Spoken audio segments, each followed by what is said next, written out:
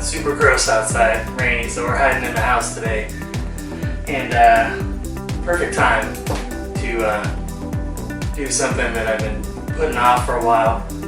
I picked up these super awesome Porsche 944, 924 disc brake rotors, calipers.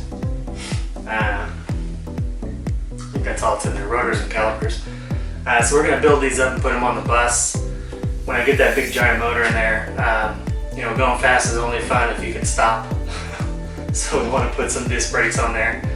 And I'm going to show you how to fit these on there. You can spend $1,500, $2,000, $3,000. You can get the nice new fancy kits.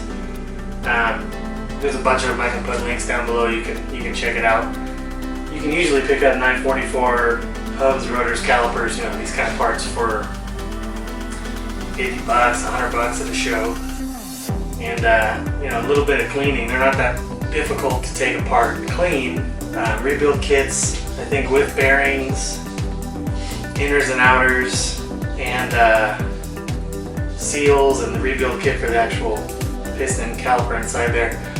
I think I spent like $50. And then the kit to adapt these to bus spindles, where they just bolt right on, no changes. It's like a half-inch, almost a half-inch wider, but on a bus that's stock height, that doesn't matter.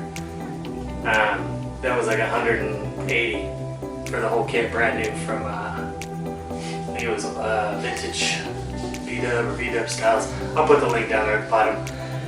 Anyways, today we're going to clean these up. I'll show you how to get the calipers apart, get them nice and clean.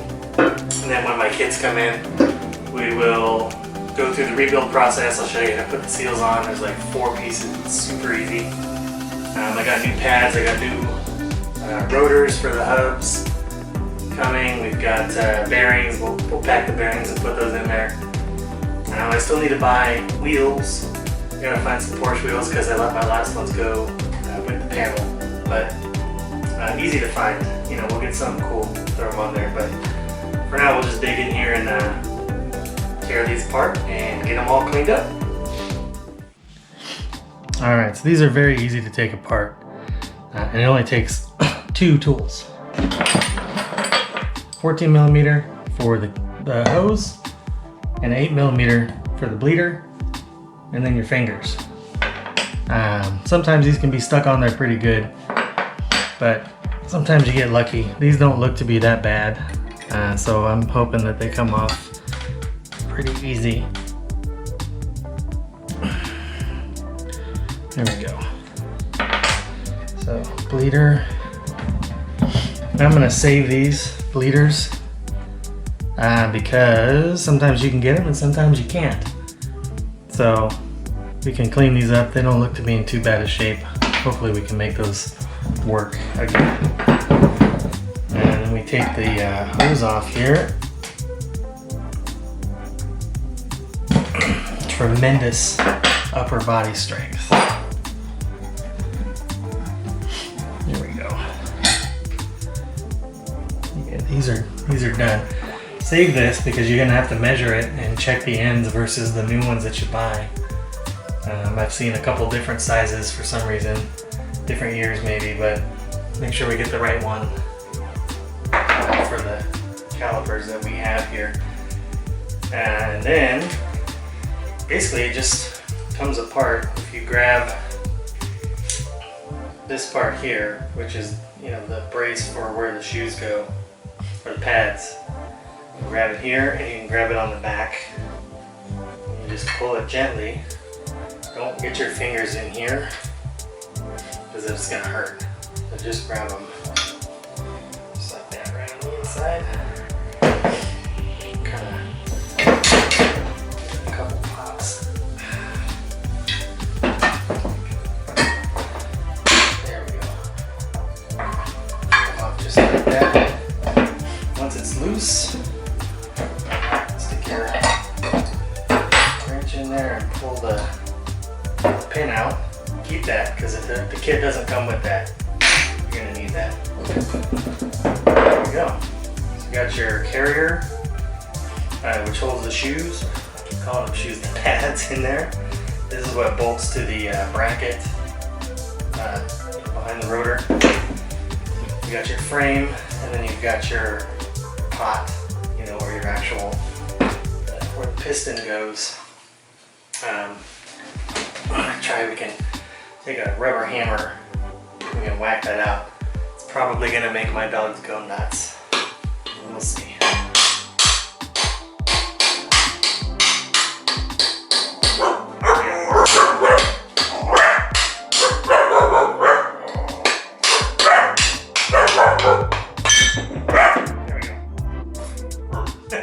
They're locked out, but they don't like it. Anyways, here's the piston would go inside this hole.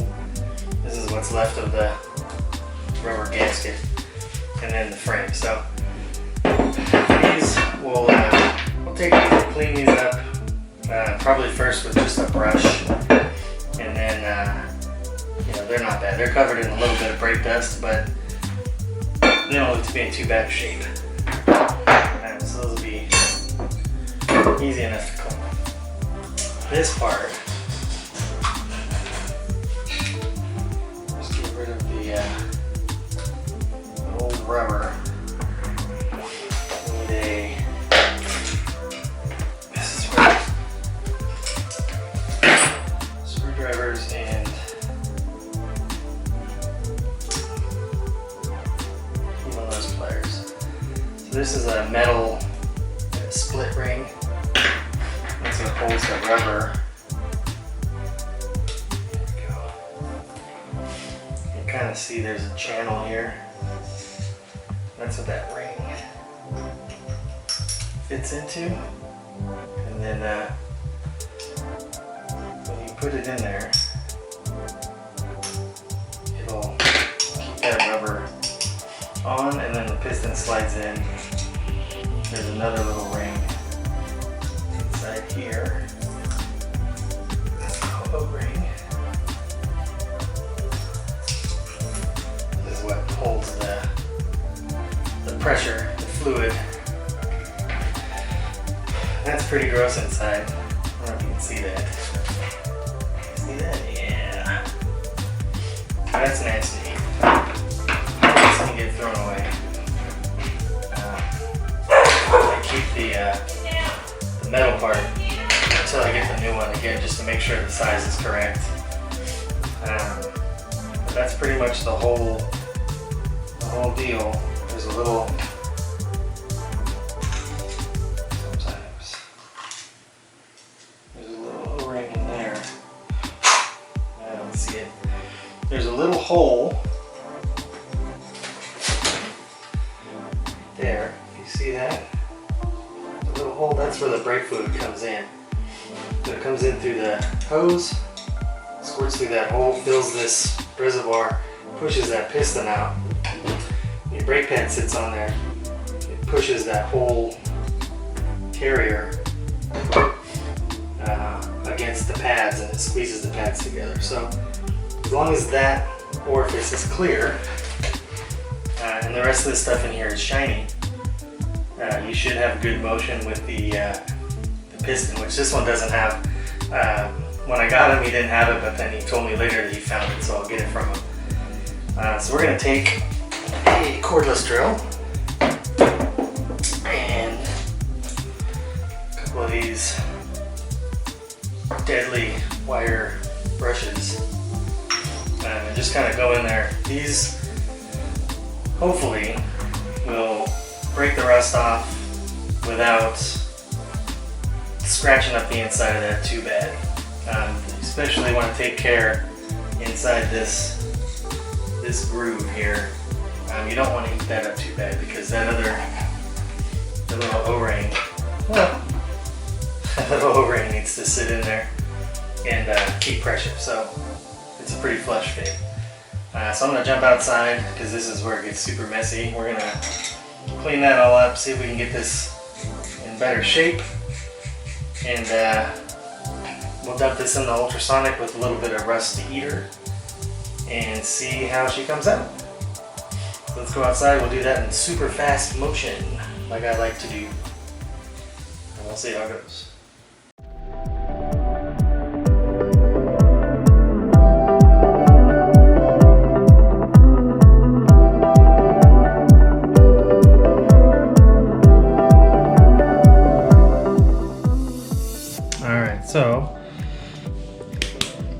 you can see, it's nice and clean inside there. We got all that gross rust out. It's pretty smooth. I think it's smooth enough. It's not super smooth, but it's good enough. It'll hold fluid with that new seal in there. The holes are nice and clean.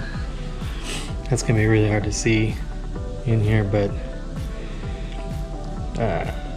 trust me, they're clean. Out there I could see light coming through them pretty good. So the little hole for the fluid to come in is good. The hole for the bleeder, nice and clean. They're clear, so they're not all gooky. You can take a little screwdriver carefully and poke it in there, just make sure, you know, you don't want to damage the threads or the sealing surface inside there, but that's good. I'm going to run this through the ultrasonic, see if we can knock off some of this brake dust. I may go in there and just take all the black off. It's just a coating. I don't even know if it's paint or powder coat or what it is, but it's real thin. I think these were kind of oiled or something, not really painted. But we're going to paint them. We're going to make them nice for the bus. So we'll see if we can get some of that off in the ultrasonic. What I'm running in there is the CLR.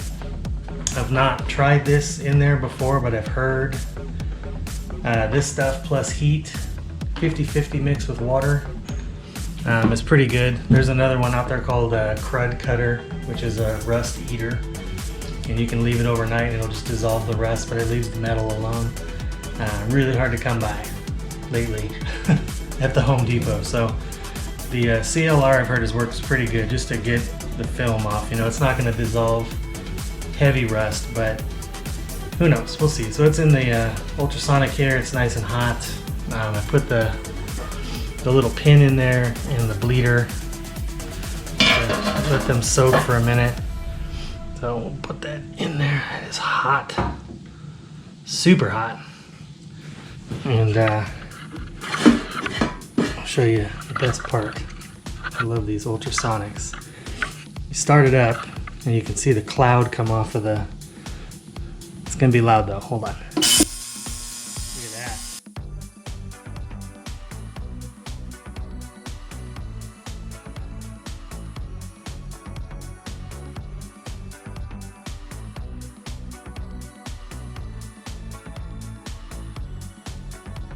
See, even after the machine's done, just the action of that stuff, that CLR with the heat, man, it's still going.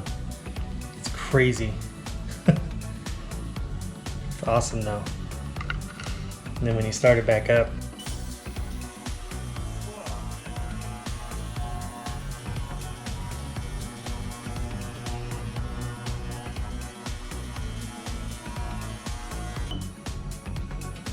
and it just keeps going. Let's see if I can dig it out and we'll see what it looks like.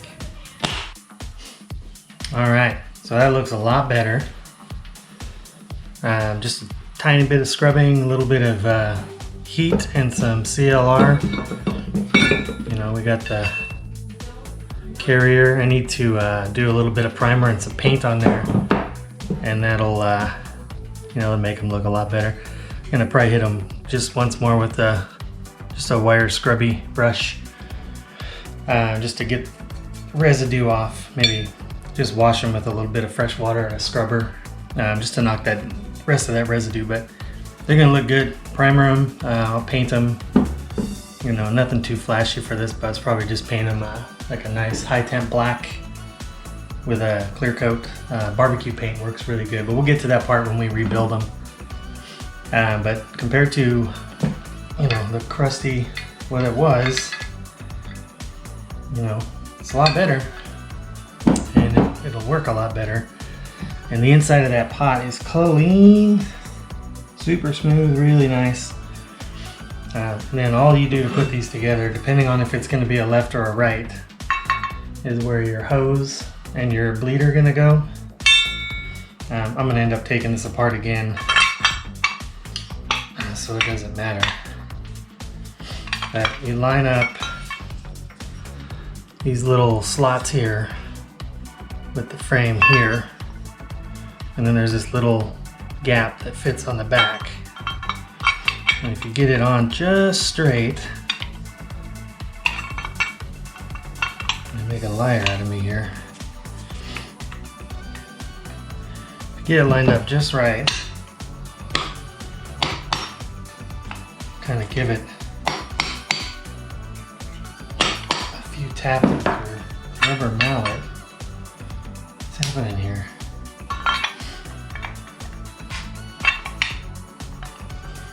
There we go.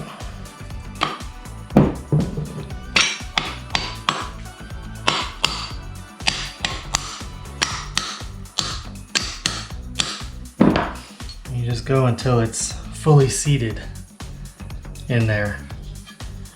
You know, and you'll know because it'll be pretty flush here. Not totally flush. It'll have a little bit of a step, but it'll be even on both sides and it won't wiggle. It'll be all the way back. And that's it. And then the curve is out. So that curve is out, that's for the wheel. So that's gonna go in like that. And these fit in with these slots here. And then, before you get it too far on, I always like to get it kind of started first. And then push that spring in there. There we go. That spring pushes down on this, on the caliper pot, make it hard to get it on. When they're clean, it's not so bad. But that pushes on all the way like that. That's it. That's all there is to it. Then your pads will go in here, and there's a little retainer clip sits across the top. These bolt to the plate, the rotor slides in there, and that's brakes. That's it. Put my little bleeder in there just so I don't lose it.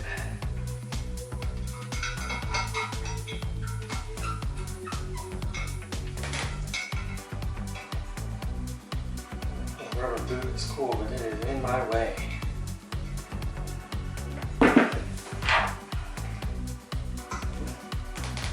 Snug on that. Not too tight. We're going to take that all apart when we paint it. But for now, it's a nice, clean, ready to go brake caliper. So we'll do the other side, get the new hoses, the brake pads and the rotors should be in about the same time as the rebuild kit, so you get to see what it all looks like together. I might throw a couple pictures of my other one that I did, just so you can get an idea of how nice they can actually look. When you get them, they're gross, but you know, they can come out really nice. And this is it's an alloy. I think it's aluminum or magnesium. So they won't rust if you don't want to paint them, but it's better to paint them, I think, just to keep them looking nice, keep them clean. You know, why not? So that's it. We'll get to rebuilding them and repainting them and fun. I gotta spread these out because we're all stuck at home. Can't go anywhere, so we gotta make multiple videos. So next time we'll do something else fun, maybe. Thanks for watching.